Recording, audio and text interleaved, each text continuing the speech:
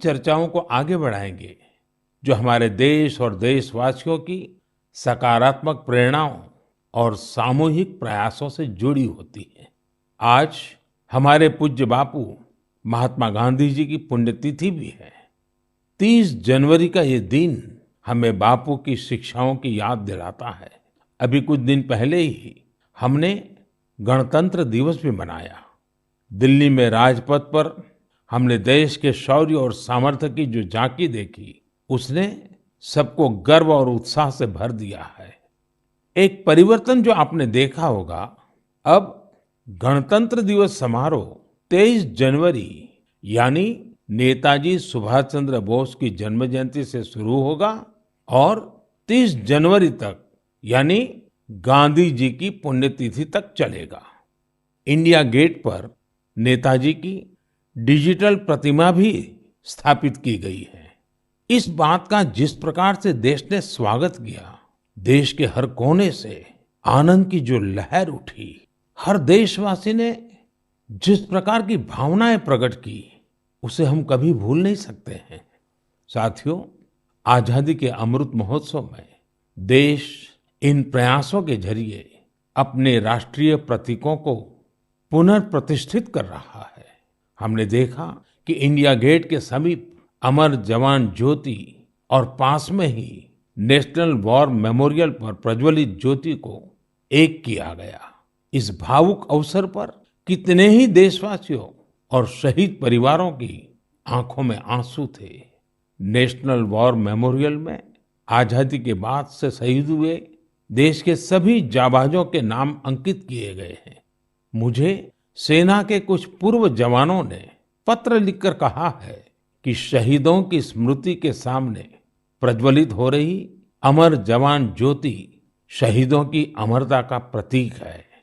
सच में अमर जवान ज्योति की ही तरह हमारे शहीद, उनकी प्रेरणा और उनके योगदान भी अमर है। मैं आप सभी से कहूंगा, जब भी अवसर मिले नेशनल वॉर मेमोरियल जरूर जाएं, अपने परिवार और बच्चों को भी जरूर ले जाएं। यहाँ आपको एक अलग ऊर्जा और प्रेरणा का अनुभव होगा। साथियों, अमृत महोत्सव के इन आयोजनों के बीच देश में कई महत्वपूर्ण राष्ट्रीय पुरस्कार भी दिए गए। एक है प्रधानमंत्री राष्ट्रीय बाल पुरस्कार। ये पुरस्कार उन बच्चों को मिले जिन्होंने छोटी सी उम्र में साहसिक और प्रेरणादायी काम किए हैं। हम सबको अपने घरों में इन बच्चों के बारे में जरूर बताना चाहिए। इनसे हमारे बच्चों को भी प्रेरणा मिलेगी और उनके भीतर देश का नाम रोशन करने का उत्साह जगेगा। देश में अभी पद्म सम्मान की भी घोषणा हुई है। पद्म पुरस्कार पाने वाले में कई ऐसे नाम भी हैं जिनके बारे में बहुत कम लोग जानते हैं। ये हमारे देश के अनसंग हीरोज हैं, जिन्होंने साधारण परिस्थितियों में असाधारण काम किए हैं।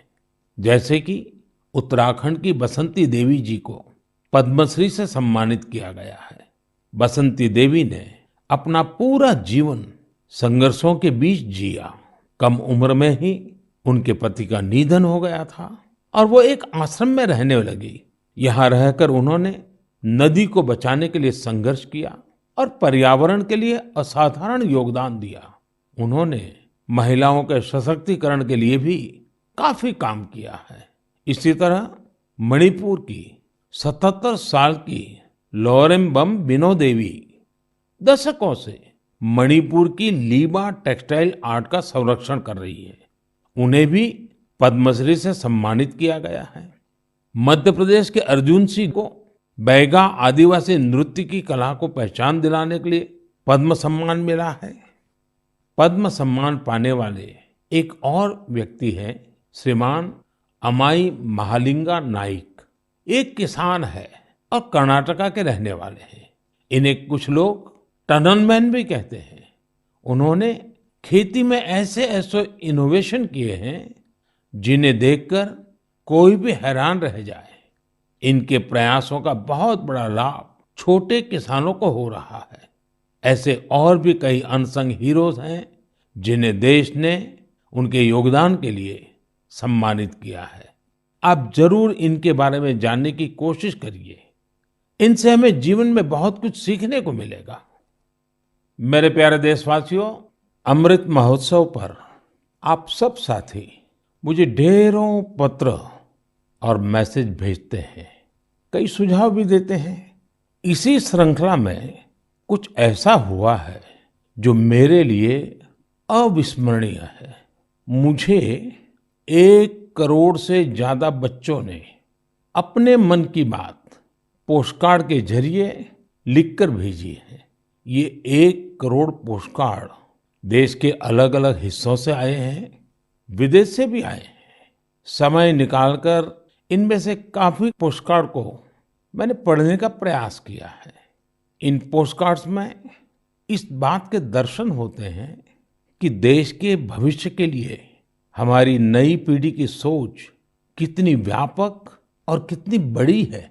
मैंने मन की बात के श्रोताओं के लिए कुछ पोस्टकार्ड छांटे हैं जिन्हें मैं आपसे शेयर करना चाहता हूं। जैसे यह एक असम के गुवाहाटी से रिद्धिमा स्वर्गियारी का पोस्टकार्ड है।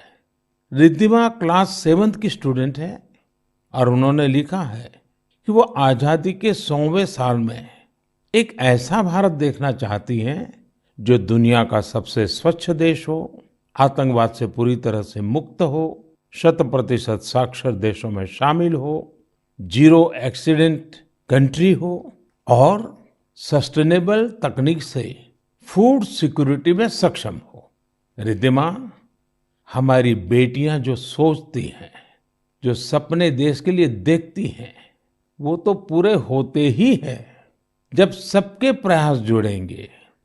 आपकी युवा पीढ़ी इसे लक्ष्य बनाकर काम करेगी तो आप भारत को जैसा बनाना चाहती हैं वैसे जरूर होगा। एक पोस्टकार्ड मुझे उत्तर प्रदेश के प्रयागराज की नव्या वर्मा का भी मिला है। नव्या ने लिखा है कि उनका सपना 2047 में ऐसे भारत का है जहां सभी को सम्मानपूर्ण जीवन मिले, जहां किसान समृद्ध हो और भ्रष्टाचार न हो। नव्या, देश के लिए आपका सपना बहुत सराहनीय है। इस दिशा में देश तेजी से आगे भी बढ़ रहा है।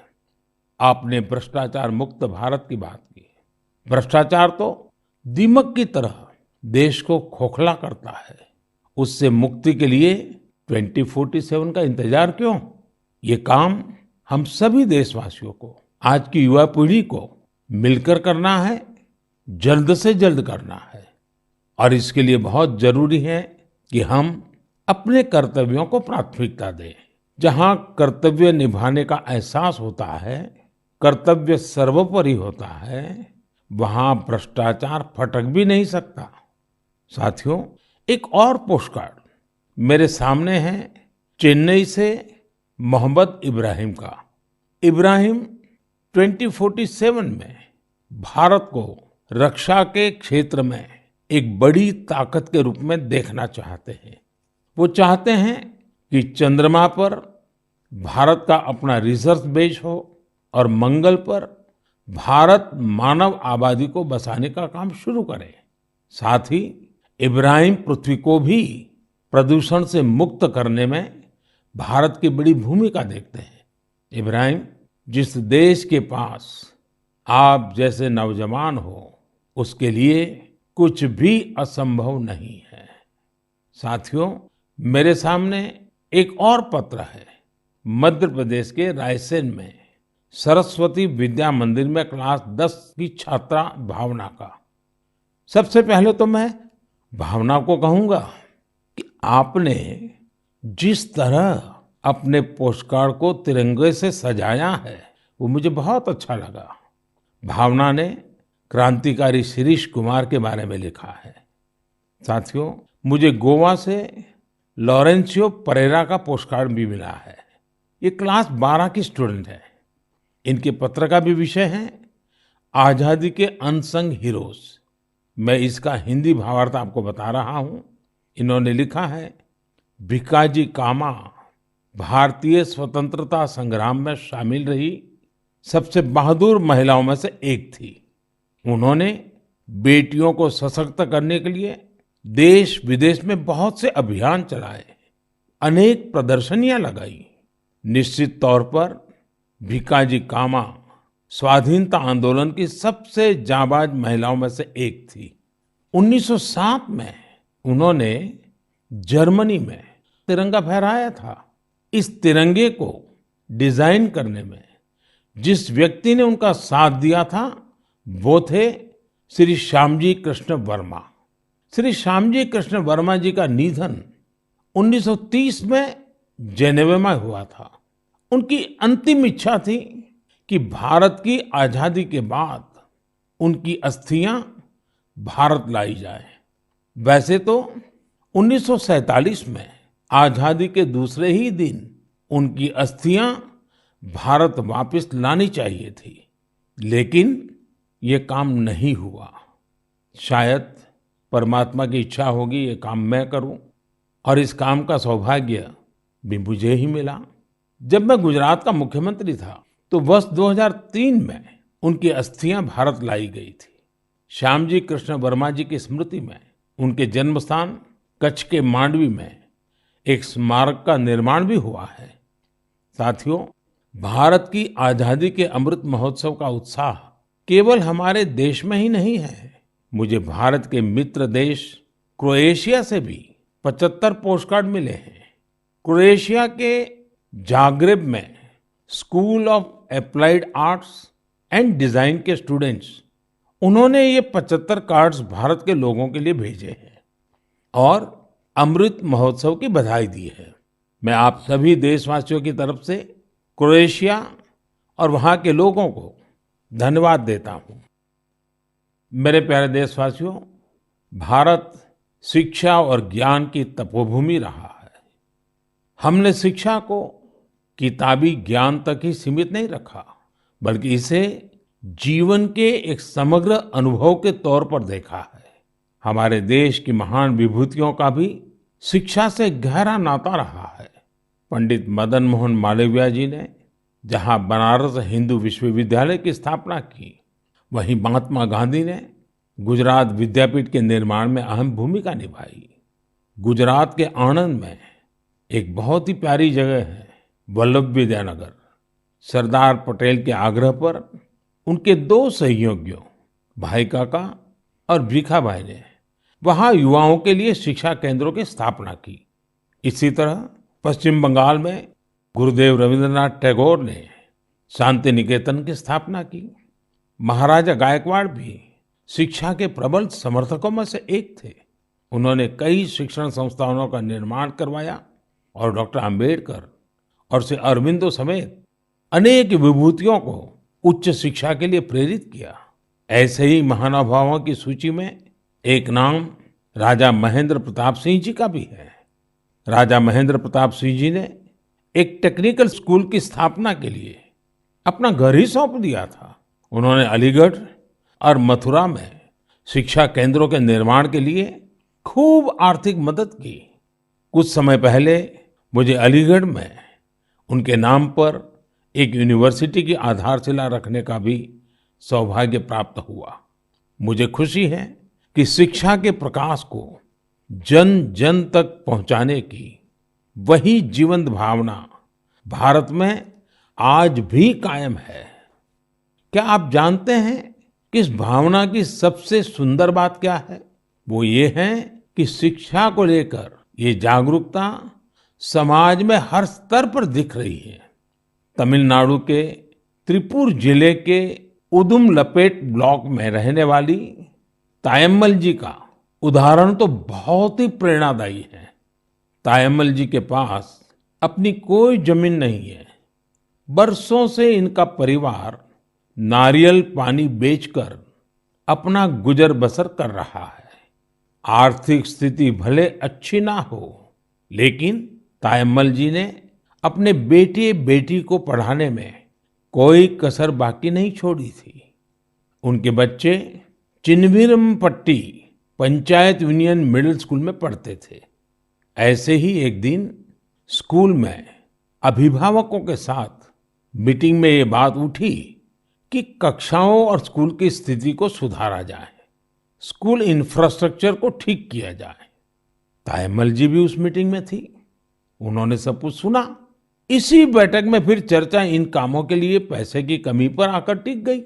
इसके बाद तायम्मल जी ने जो किया, उसकी कल्पना कोई नहीं कर सकता था। जिन तायम्मल जी ने नारियल पानी बेच-बेच कर कुछ पूंजी जमा की थी, उन्होंने 1 लाख रुपए स्कूल के लिए दान कर दिए। वाकई ऐसा करने के लिए बहुत बड़ा दिल चाहिए, सेवा भाव चाहिए। तायम्मल जी का कहना है, अभी जो स्कूल है उसमें 8वीं कक्षा तक की पढ़ाई होती है। अब जब स्कूल का इंफ्रास्ट्रक्चर सुधर जाएगा तो यहाँ हायर सेकेंडरी तक की पढ़ाई होने लगेगी। हमारे देश में शिक्षा को लेकर यह वही भावना है जिसकी मैं चर्चा कर रहा था। मुझे आईआईटी बीएचयू के एक एल्यूमिनस के इस तरह के दान के बारे में भी पता चला है। बीएचयू के पूर्व छात्र जय चौधरी जी ने आईआईटी बीएचयू फाउंडेशन को $1 मिलियन यानी करीब करीब 7.5 करोड़ रुपया डोनेट किए। साथियों, हमारे देश में अलग अलग क्षेत्रों से जुड़े बहुत सारे लोग हैं जो दूसरों की मदद कर समाज के प्रति अपनी जिम्मेदारी का निर्वाह कर रहे हैं। मुझे बेहद खुशी है कि इस तरह के प्रयास उच्च शिक्षा के क्षेत्र में, खासकर हमारी अलग अलग आईआईटीज में निरंतर देखने को मिल रहे हैं। केंद्रीय विश्वविद्यालयों में भी इस प्रकार के प्रेरक उदाहरणों की कमी नहीं है। इस तरह के प्रयासों को और बढ़ाने के लिए पिछले साल सितंबर से देश में विद्यांजलि अभियान की शुरुआत हुई है।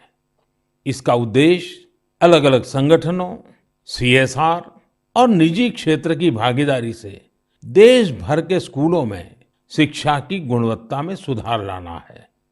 विद्यांजलि सामुदायिक भागीदारी और ओनरशिप की भावना को आगे बढ़ा रही है। अपने स्कूल, कॉलेज से निरंतर जुड़े रहना, अपनी क्षमता के अनुसार कुछ न कुछ योगदान देना, यह एक ऐसी बात है जिसका संतोष और आनंद अनुभव लेकर ही पता चलता है। मेरे प्यारे देशवासियों, प्रकृति से प्रेम और हर जीव के लिए करुणा, ये हमारी संस्कृति भी है और सहज स्वभाव भी है। हमारे इन्हीं संस्कारों की झलक अभी हाल ही में तब दिखी जब मध्य प्रदेश के पेंच टाइगर रिजर्व में एक बाघिन ने दुनिया को अलविदा कर दिया। इस बाघिन को लोग कॉलर वाली बाघिन कहते थे। वन विभाग ने इसे T15 नाम दिया था। इस बाघिन की मृत्यु ने लोगों को इतना भावुक कर दिया जैसे उनका कोई अपना दुनिया छोड़ गया हो। लोगों ने बाकायदा उसका अंतिम संस्कार किया, उसे पूरे सम्मान और स्नेह के साथ विदाई दी। आपने भी ये तस्वीरें सोशल मीडिया में जरूर देखी होगी। पूरी दुनिया में प्रकृति और जीवों के लिए हम भारतीयों के इस प्यार की खूब सराहना हुई। कॉलर वाली बाघिन ने जीवन काल में 29 शावकों को जन्म दिया और 25 को पाल पोसकर बड़ा भी बनाया। हमने T15 के इस जीवन को भी सेलिब्रेट किया और जब उसने दुनिया छोड़ी तो उसे भावुक विदाई भी दी। यही तो भारत के लोगों की खूबी है। हम हर चेतन जीव से प्रेम का संबंध बना लेते हैं। ऐसा ही एक दृश्य हमें इस बार गणतंत्र दिवस की परेड में भी देखने को मिला। इस परेड में प्रेसिडेंट्स बॉडीगार्ड्स के चार्जर घोड़े विराट ने अपनी आखिरी परेड में हिस्सा लिया। घोड़ा विराट 2003 में राष्ट्रपति भवन आया था और हर बार गणतंत्र दिवस पर कमांडेंट चार्जर के तौर पर परेड को लीड करता था। जब किसी विदेशी राष्ट्राध्यक्ष का राष्ट्रपति भवन में स्वागत होता था, तब भी वो अपनी ये भूमिका निभाता था। इस वर्ष आर्मी डे पर घोड़े विराट को सेना प्रमुख द्वारा कॉज कमेंडेशन कार्ड भी दिया गया।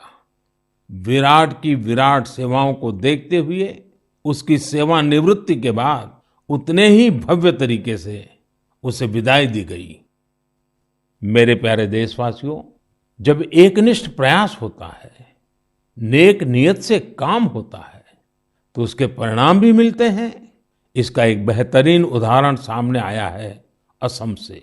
असम का नाम लेते ही वहां के चाय बागान और बहुत सारे नेशनल पार्क का ख्याल आता है। साथ ही एक सींग वाले गैंडे यानी वन हॉर्न्ड राइनो की तस्वीर भी हमारे मन में उभरती है। आप सभी जानते हैं कि एक सींग वाला गैंडा हमेशा से असमिया संस्कृति का हिस्सा रहा है। भारत रत्न भूपेन हजारिका जी का ये गीत हर एक कान में गूंजता होगा।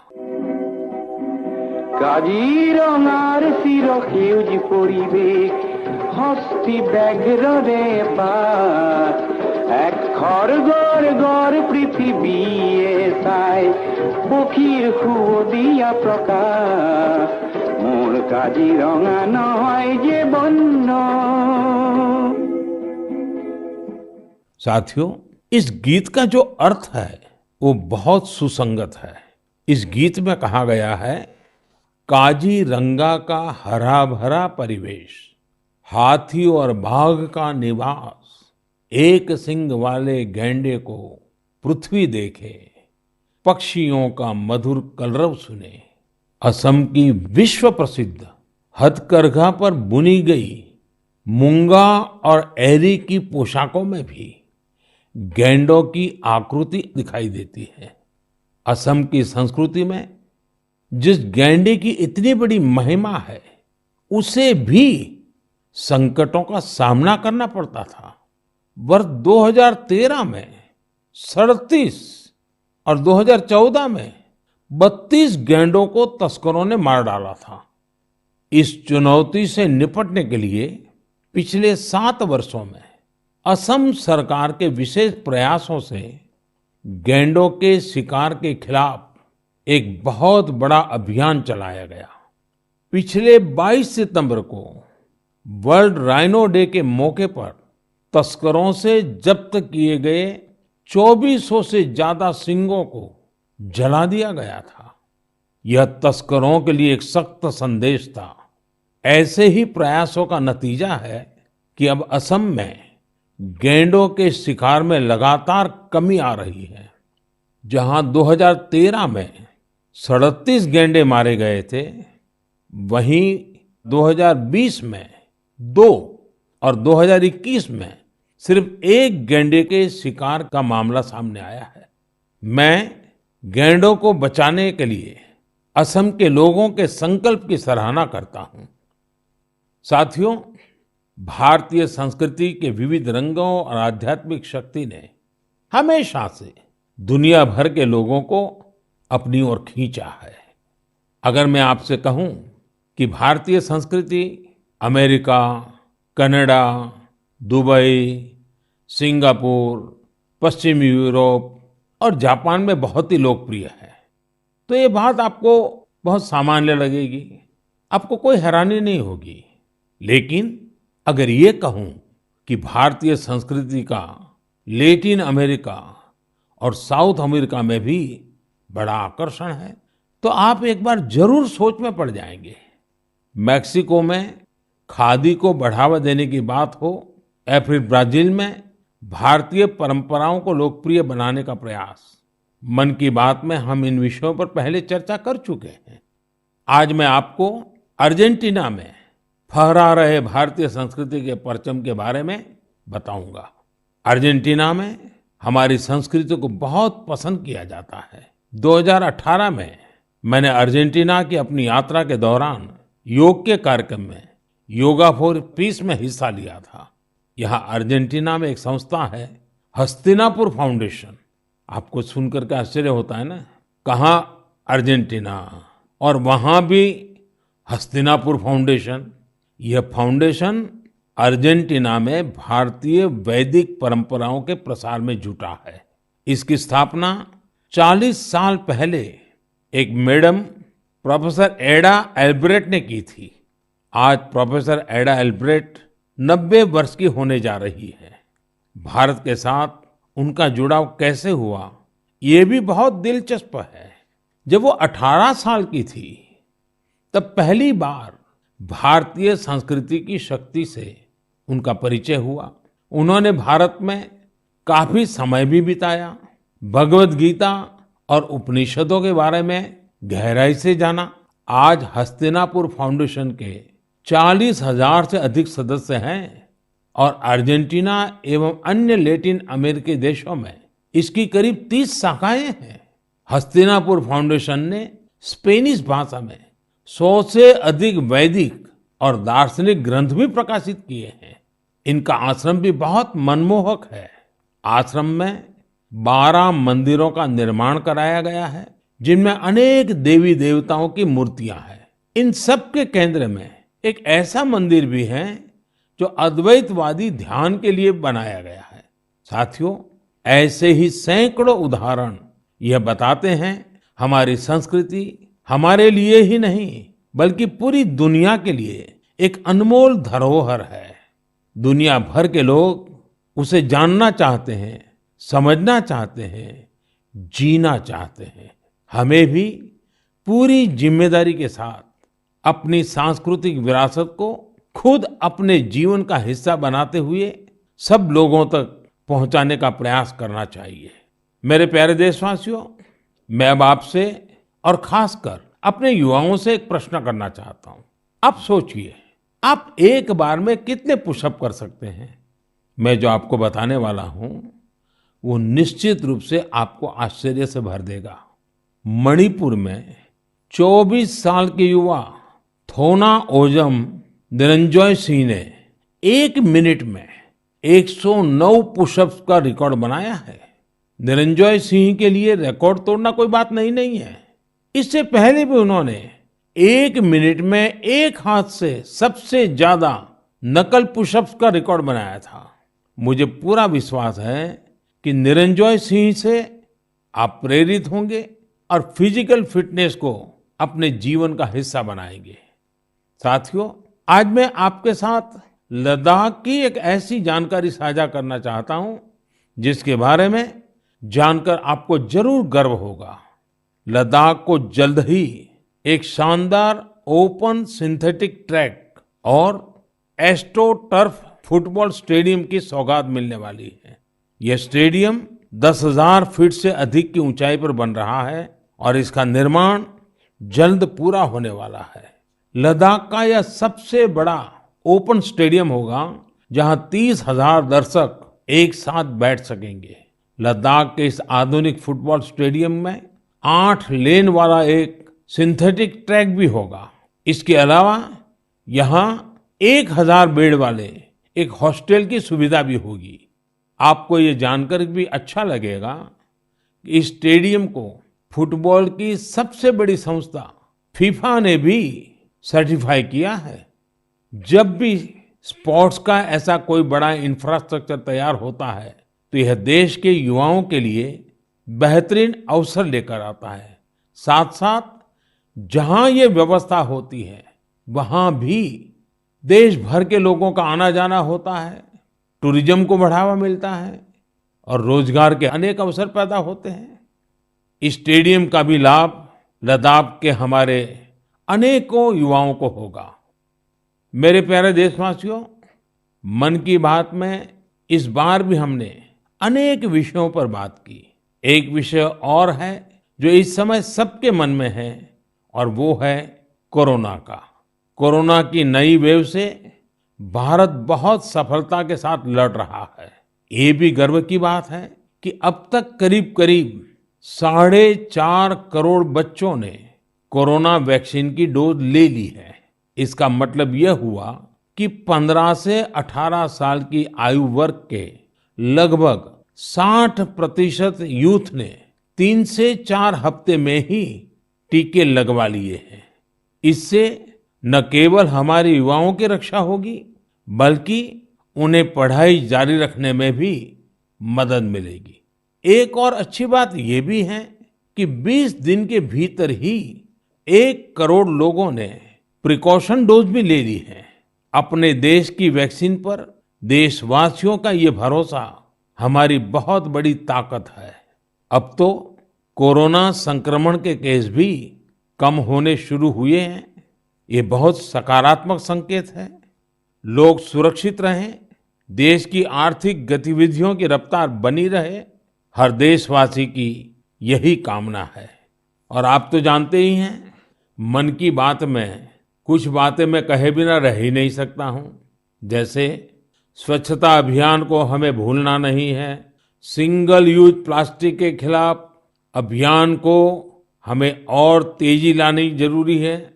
वोकल फॉर लोकल का मंत्र ये हमारी जिम्मेवारी है।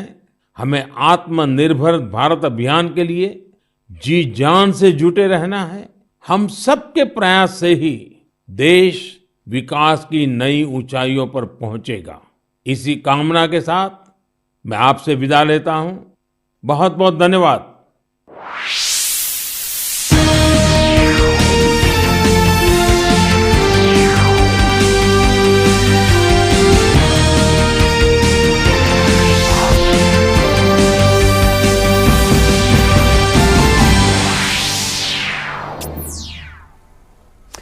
नमस्कार। प्रधानमंत्री नरेंद्र मोदी के मन की बात कार्यक्रम पर आधारित हमारे इस विशेष कार्यक्रम में आप सभी का स्वागत है। मैं हूं निखिल सिंह।